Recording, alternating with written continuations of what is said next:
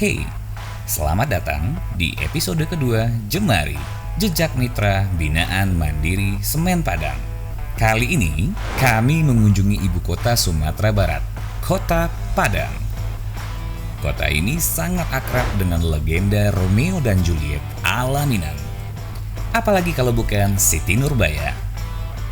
Kebetulan, UMKM mitra binaan yang kami kunjungi juga bernama sama. Iya, Rendang Siti Nurbaya. Mungkin sebagian dari kita sudah sangat akrab dengan brand Rendang Siti Nurbaya yang berlokasi di Jalan Damar 1 nomor 6 Padang.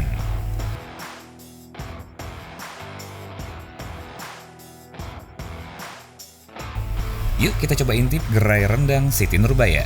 Ada cerita apa saja dari Rendang Siti Nurbaya? Check this one out. Jadi sebenarnya nama ibu saya itu Nurbaya gitu. Jadi supaya lebih legendaris saya tambah aja dengan Siti, jadi Siti Nurbaya. Ya, namanya itu ya. Ya, memang ibu saya namanya Nurbaya. Di tahun 2007 ya, kita bikin Oktober itu 2007 kita bikin Siti Nurbaya Catering.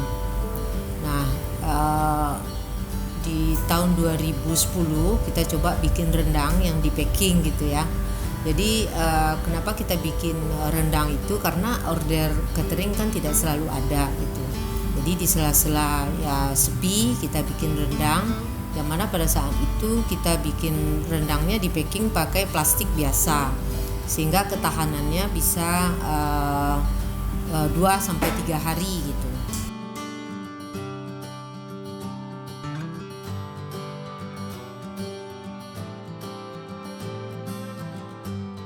Ya, jadi selain kalau untuk rendang ada rendang daging, rendang singkong, rendang jamur, rendang ikan, kemudian rendang jengkol, dan kemudian juga ada dendeng kering dan dendeng lambok gitu.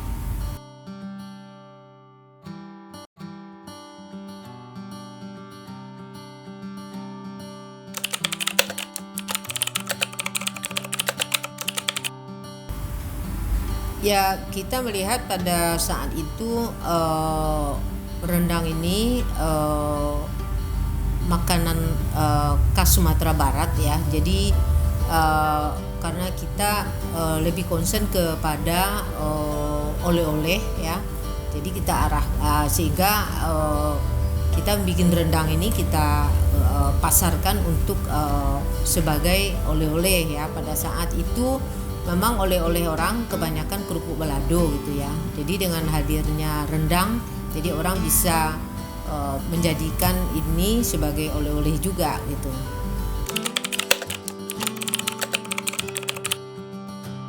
Rata-rata kita produksi sehari itu 10-20 kilo sehari gitu. Dan tapi ada juga ketika ada permintaan yang banyak ya, itu kita bisa bikin sehari itu bisa 80 kilo sampai 100 kilo.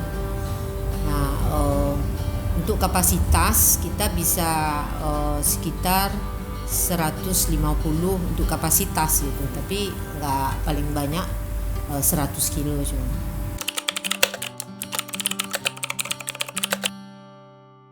Yang paling berat itu adalah pemasarannya.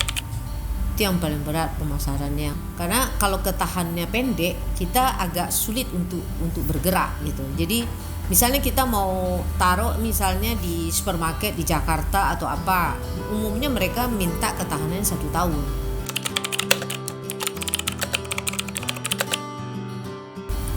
Ya, di masa pandemi ini memang kita mengambil karyawan kita pekerjakan 15 hari. Misalnya si A 15 hari, nanti si B gantian 15 hari, memang seperti itu. Dan kemudian juga itu udah membantu kita juga ya.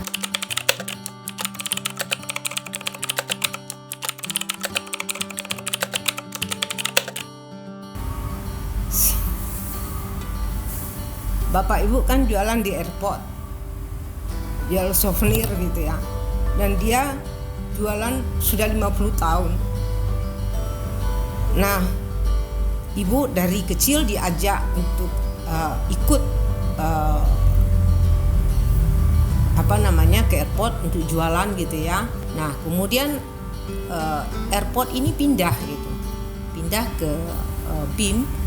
Nah di sana kami mendapatkan tempat tidak lagi di ruangan tunggu gitu. Tapi usaha itu terpaksa kami tutup gitu.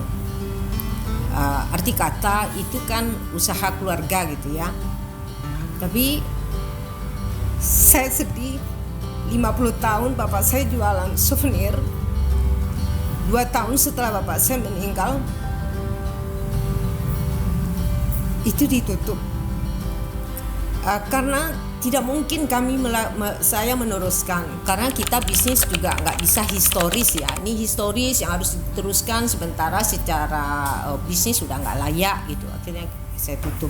Banyak juga faktornya selain daripada sewa yang kelewat mahal, dan kemudian juga tren orang berubah ke makanan, dan kemudian juga saya pada saat itu, kalau sekarang kan misalnya ikut koperasi gitu kan, ikut bergabung dengan UKM gitu. Kalau dulu saya enggak gitu. Jadi memang kita perlu juga bergaul bersama UKM gitu, ikut apa. Jadi sehingga kita bertukar pikiran, dan disitulah dari teman-teman saya tahu bahwa ini ada nih CSR Indarung, dan kemudian kita di sana tidak hanya dipinjamin duit, tapi kita juga dibina pemasarannya dan manajemennya gitu. Itu awalnya saya ke Semen Padang gitu.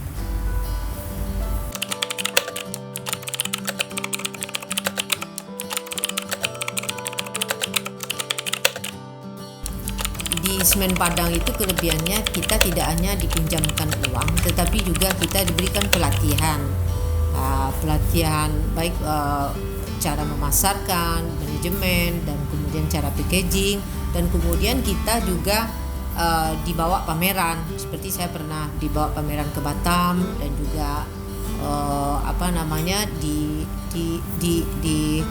diiklankan di Radio Klesi pada saat itu ya. Dan kemudian kita tambah juga dengan Twitter pada saat itu. Jadi arti kata Semen Padang tidak hanya memberikan uang, tetapi juga dia mencari, tidak hanya meminjamkan uang, tetapi yang lebihnya adalah dia ikut memasarkan, bahkan ikut membeli. Jadi ketika walaupun kita pinjamannya sudah selesai, tapi kita tetap dibina. Buktinya sekarang nih kita dibantu juga nih bagaimana untuk memasarkan lewat sosial media gitu. Jadi terima kasih sekali Semen Padang ya, yang telah banyak ya, teman-teman saya juga banyak dibantu oleh Semen Padang, baik pemasarannya maupun dananya gitu.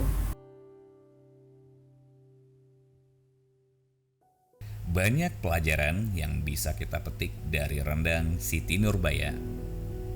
Usaha keras yang tak kunjung berbuah manis memang sering menyesak di dada dan membuat kita malas melangkah. Tapi ingat, hidup akan terus berjalan meski kamu diam di tempat. Jadi bergegaslah jika tak ingin ketinggalan.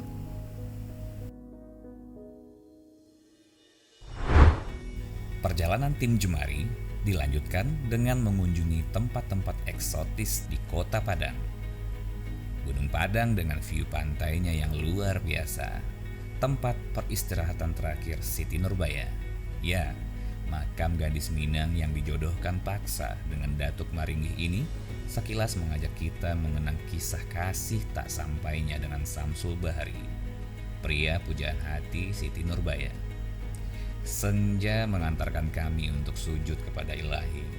Masjid Al-Hakim yang sangat ikonik menjadi pilihan kami untuk menuntaskan kewajiban atas Sang Pencipta.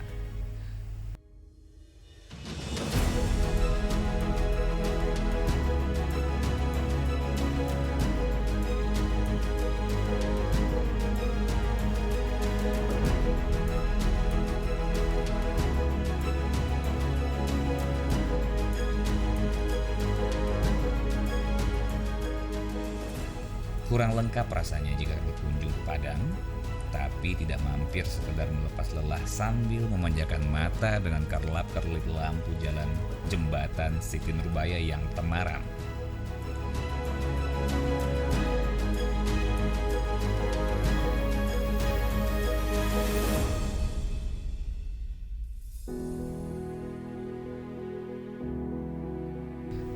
That's all. Rangkaian video full dari intro hingga outro dikemas dengan editan di sana sini. Semoga berguna bagi negeri. Inilah bentuk dokumentasi dari Sisi Bali.